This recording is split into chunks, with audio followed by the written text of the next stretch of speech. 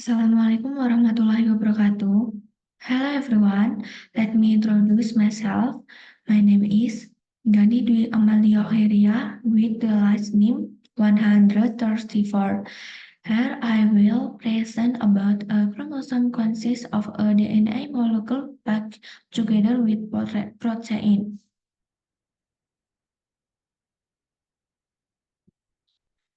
Now let's examine how DNA is packaged into chromosomes, the structure that carry genetic information. The main component of the genome in most bacteria is a double-stranded circular DNA molecule that is associated with specific protein. A bacterial chromosome differs from a eukaryotic chromosome in that a eukaryotic chromosome consists of a single linear DNA molecule associated with a large number of protein. Sekarang mari kita periksa bagaimana DNA dikemas ke dalam kromosom, struktur yang membawa informasi genetik.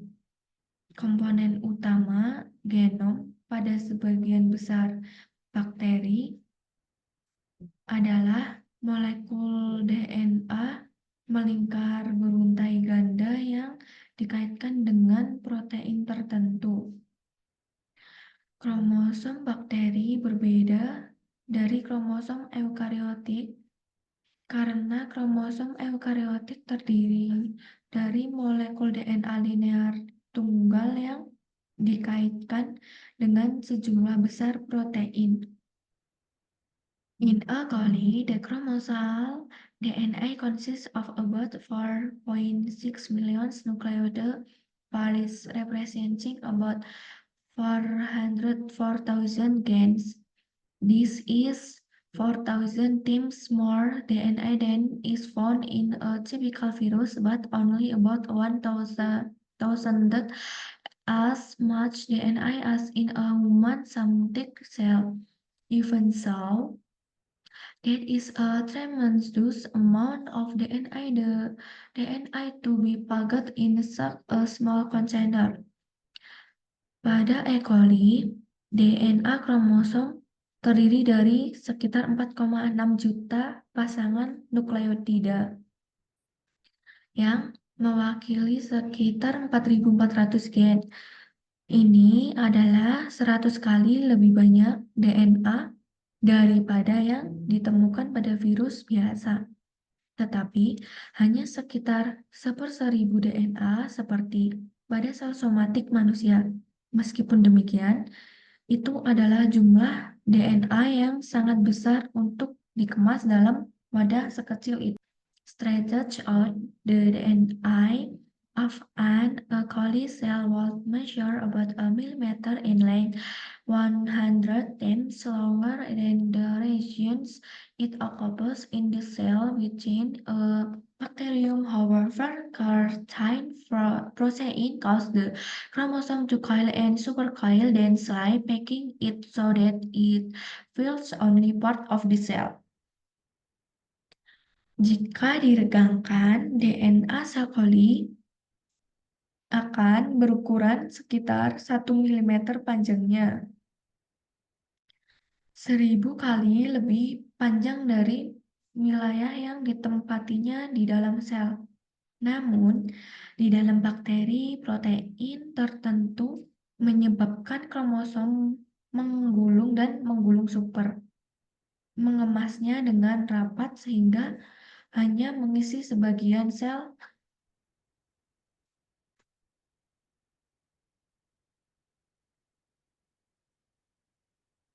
DNA, the double helix, shown below is a ribbon model of DNA with each ribbon representing one of the polynucleotide standard, the CEM. So a molecule of naked protein-free DNA, the double helix is 2 nm across. DNA helix ganda. Berikut ini adalah DNA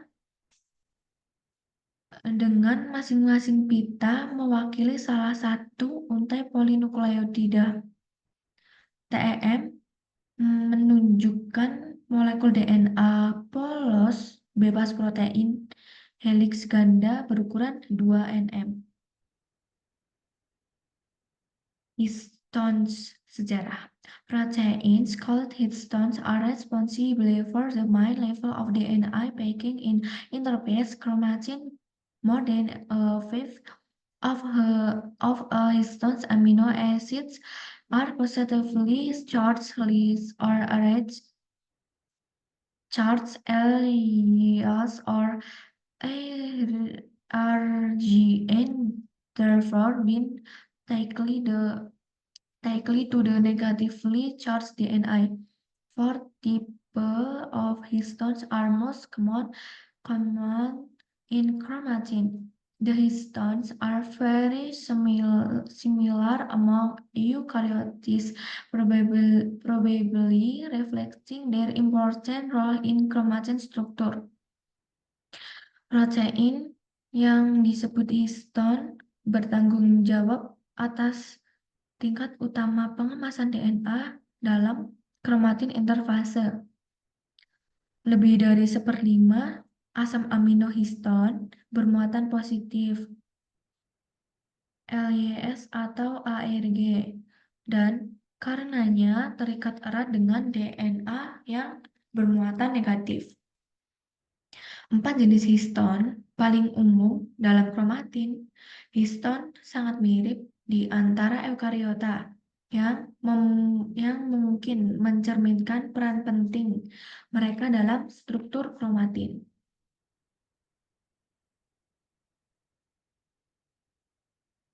In electron micrographs, unfolded chromatin is regular 10 nm in diameter. The 10 nm fiber sac chromatin resembles beads on a string. See the TEM. Each bead is a nucleosome, the basic unit of DNA paging. The string between beads is called link DNA.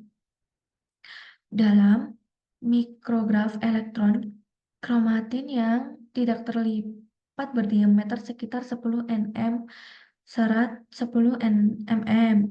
Kromatin tersebut menyerupai manik-manik pada seutas tali. Lihat TEM. Setiap manik adalah nukleosom, unit dasar pengemasan DNA. Tali di antara manik-manik disebut DNA penghubung.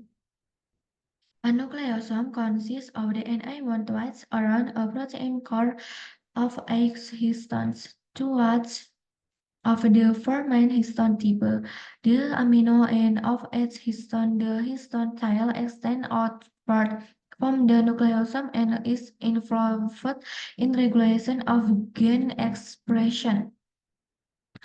Nukleosom terdiri dari DNA yang dililitkan 2 kali di sekitar inti protein yang terdiri dari 8 histon, masing-masing 2 dari 4 jenis histon utama.